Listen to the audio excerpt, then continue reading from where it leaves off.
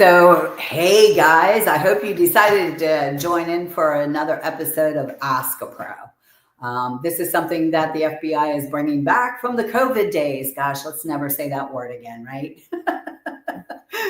So, with me today, I've got Stacy Baker from Gulf and Bay Marine. We are so excited to share that we are creating a partnership to bring an added service to the table that you may need at some point in time as you're going through showing homes and understanding docks and how the marine actually works with the docks and what problems you could have. So, Stacy, would you like to introduce yourself?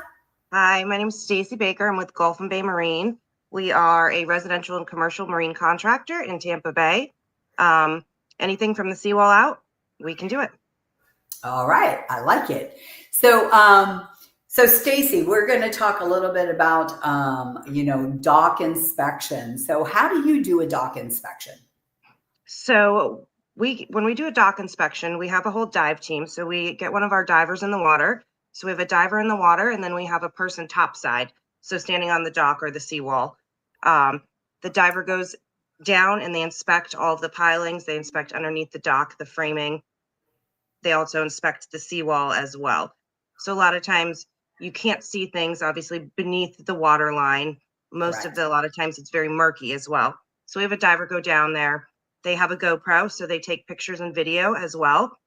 And they go and inspect the dock for, the dock to make sure that the framing, there's no issues with framing, that there's no, galvanized bolts, which can cause corrosion for the framing of a dock. Also, we inspect the pilings themselves. Do the pilings have wraps on them? Do they have boring worm damage? Those are some of the things that we're looking for in a dock. As far as the seawall goes, we go in and we inspect and we see if there's any holes, if there's signs of erosion in the seawall, cracking in the seawall, or if there's any rust. If there's rust, that kind of shows that the rebar in the seawall is deteriorating. I'm sure there's so many things that you can tell us about being underwater, right? Yeah. Because when we at the FBI group actually do an inspection, it's just from the ground up. We cannot see below that water level. So I think that's really cool. And right now, what's really selling on the market are our $1 million homes that are on the water, right? Absolutely. So we need someone like you in our pocket, and we need to know who to refer this business to. So we're so happy to have you here with us. So let's talk about how often should somebody have their docks and seawalls inspected? So I would say yearly you should have someone come take a look at it. If you don't have piling wraps on your pilings, then immediately have someone give the FBI group a call, give us a call, and we'll get somebody out there to inspect your pilings. We want to make sure, especially after, hurricane season, that your dock is structurally sound. And a lot of times you don't see what's underneath the dock and what's underneath the water line. So it's a really good idea, especially after these last 2 hurricanes that we had, to have someone come out and inspect your dock if you haven't done so already. Okay. And so what kind of damage and deterioration do you see from like a hurricane blowing through and just general wear and tear? What is the most danger, I guess, is what we're trying to get to. So one of the biggest dangers is boring worms, and that's on the pilings and the wood framing. That's a huge danger. After this storm, a lot of times we're seeing docks that have been pulled up from the ground and the pilings pulled up. Most of the time that means that the pilings themselves were not set down far enough into below the water line into the ground. And so from all of the waves and debris, those docks have come up. So we want to check for that, make sure that the pilings are anchored into the ground far enough. We want to check to see if there's any framing issues. Even a big wave could have come by, and even a small crack could affect the infrastructure of the dock. So we want to check for those things. And those things you can't see topside. Okay. So what kind of damage does what did you call them? A wood boring? Oh, yeah, a boring worm. A So boring boring one. worms, yes, boring worms have become a huge infestation in the last 10 years in this area. So a boring worm essentially is a termite of the sea. That's what we call Ah. them. Yes. So the boring worm, they get in and they burrow into the pilings. So what we're looking for when we send a diver into the water is they're looking for any pin-size holes in the piling itself. They're also looking for 30 or more of those pin-size holes. Then we know that we have an infestation there. We're looking for golf ball size holes as well, because they'll get in there just like termites in a property. They get in there and they can cause severe, devastation. And we're also looking for holes deeper than an inch. Any of Okay. those three things that we find, then we know that that piling has severe boring worm damage and does need to be replaced. So talk me through, since we're on that topic, talk me through the repair on that and then an estimated cost. Okay, so for boring worm damage, if it's a severe boring worm damage, and we see that there's a big infestation, it's not like in a home where we can tent it, right? We can't Right? we can't go in and put chemicals in and fix it. We're in the water, so most of the time in cases like that, when we see those things, that piling does need to be replaced, because at this point it's not structurally sound. Boring worms will go in and they will burrow and dig and chew away and eat away at that piling. So all you have left is literally a little toothpick size like this that's holding up your dock. So in cases like that, when there is severe boring worm damage, the piling does need to be replaced. Now, there Yeah. are ways that we can prevent the boring worms infestation from coming into the pilings, and that's called piling wraps. So those black wraps that you see around a piling, those are piling wraps, and those are put in place to prevent the boring worms from getting into the piling and eating away at them. Okay. Very good. All right. So let me ask you, when you do your inspections, what specifically is included? And then do you do recommendations that are urgent and then for preventative measures? Absolutely. So with our inspections, we do a detailed report. You get pictures along with video, and you get, again, a detailed report explaining everything that we've done, everything that we've seen. And then you also get a diagram of the dock and each piling. And we label those, and we have like a little key on the side, and we label those. We've got black, yellow, green, and red. So we have the red, obviously means that that piling needs to be replaced. Yellow, it's moderate, there's moderate damage to it. It does not need to be replaced right now, maybe later on down the road. If it's something that's not feasible financially for you to do at that moment, it is, okay to continue to keep that piling there for now. And then we have black and green, which those ones, the piling is sufficient and okay, and we have not found any boring worm damage in that piling. Okay. And of course, if repairs are needed, can you do them? Absolutely, yes. So with our inspections, we'll do the inspection. We give you a detailed report. If there are any repairs needed, we will also send along an estimate with that and break down the cost for each repair. Okay. And what is the biggest hurdle when it comes to permitting in the state of Florida? And how can you help the homeowners navigate that? Yes. So a huge hurdle, seagrass is a big hurdle for us, and mangroves. We can't touch mangroves or seagrass. So we have to be very cognizant of where we're placing docks and how far we are from the seagrass and the mangroves, because they need to have sufficient space in order to continue to grow. That's a big problem for us that we see. Along with, people don't realize when you're building a dock, a lot of times you do need to get the left and right neighbors' signatures. Oh. So that's a big thing. We actually handle all of that in-house. We have our whole permitting department. We've been doing this, we've been in business since 2012, and we've got great relationships with the city and county. For marine construction, we do not go through the building department. We actually go through the water and nav department. So it's a different department. And we handle all that in-house. Each municipality is different. So St. Pete Beach is different than Treasure Island. And we have the wherewithal and the knowledge for each municipality and know how to handle all of the permitting hiccups within each district. So Stacy, I'm going to stop you right here, and I'm going to talk about the story that you and Micah told me when we were having lunch, right? Do you want to explain it? Because that to me, so people out there that are showing real estate, there are things that you need to understand that perhaps maybe you don't. And this is I thought this was a great story to really explain that. And so I'll let you go ahead and tell the story to me. Yeah, absolutely. So we got a call about 1.5 years ago from a couple that had just moved down here or moving down here from Atlanta, Georgia.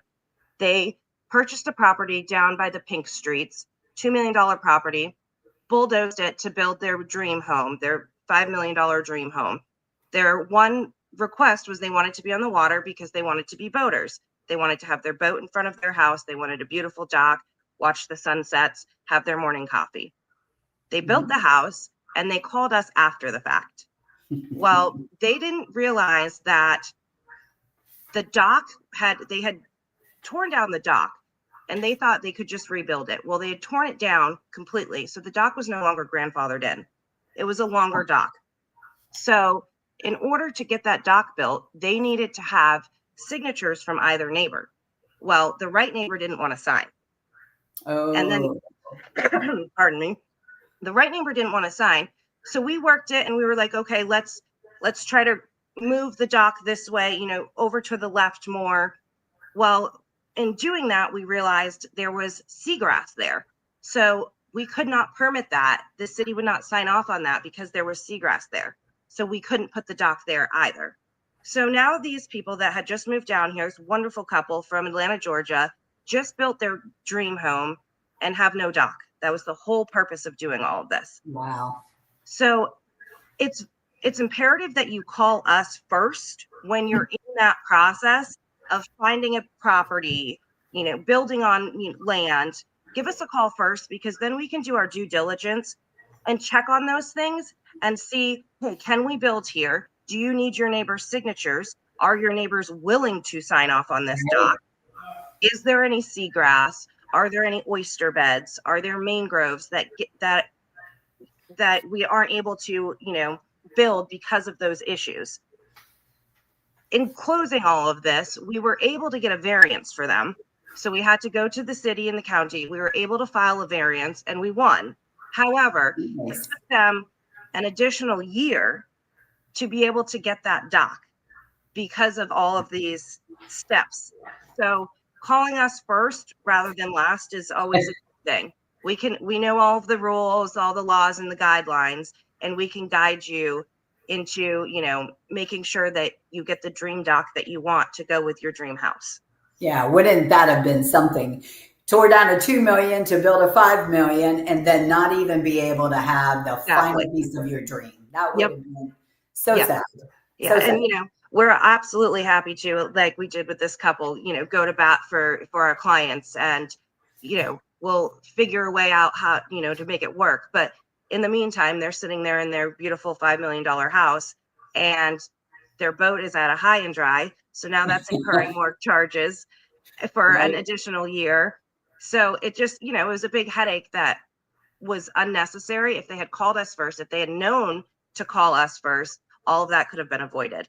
Okay. And Stacy, so I'm taking it from you're saying, call me first, right? That the consultation is free, right? Yes, correct.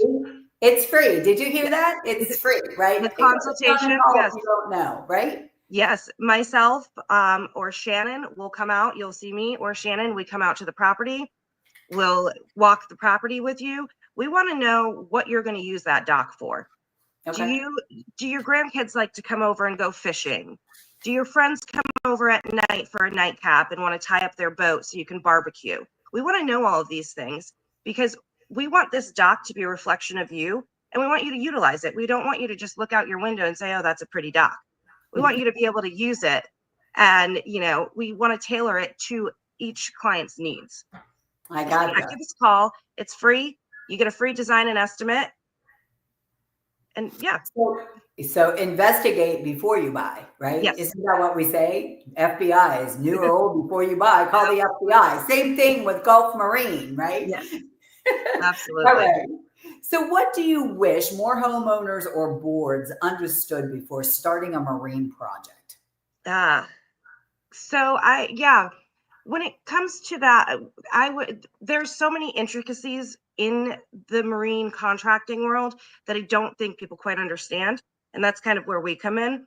So, you know, I wish that people would call us first. First, So I that was we, thinking to say right? that. Like that.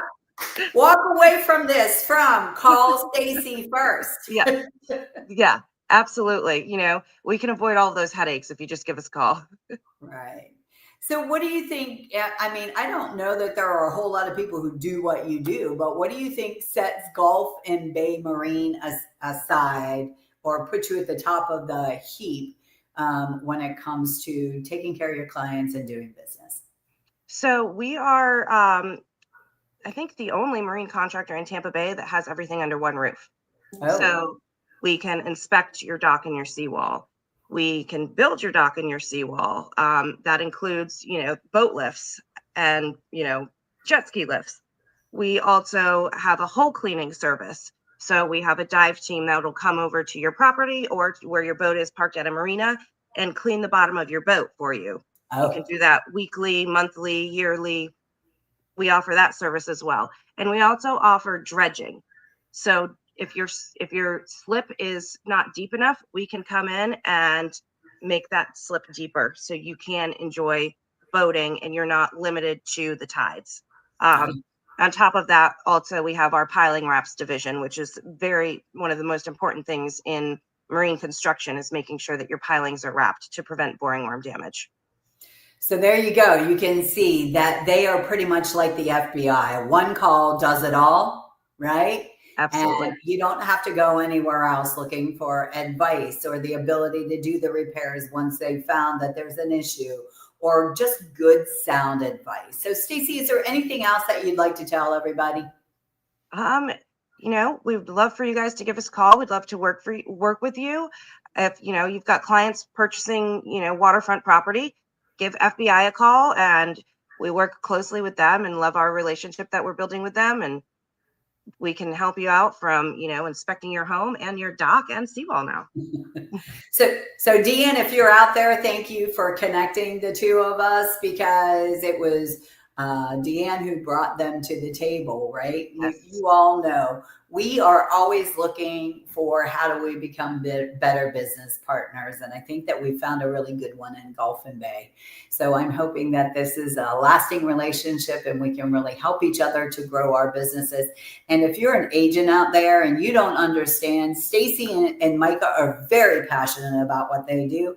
They will be more than happy to sit with you, explain what they do, or even just give you a walkthrough on what it is they do. So her number is flying across the screen. That's the best way to reach her. Stacy, thank you for being my guest today. Thank you. And I look forward to this partnership. And join us, if you will, on the 2nd. I've got Miss Tarina Recuprio coming in from Lennar talking about new versus existing homes right now, because there are some things that are going on that it might be time to look at that new home.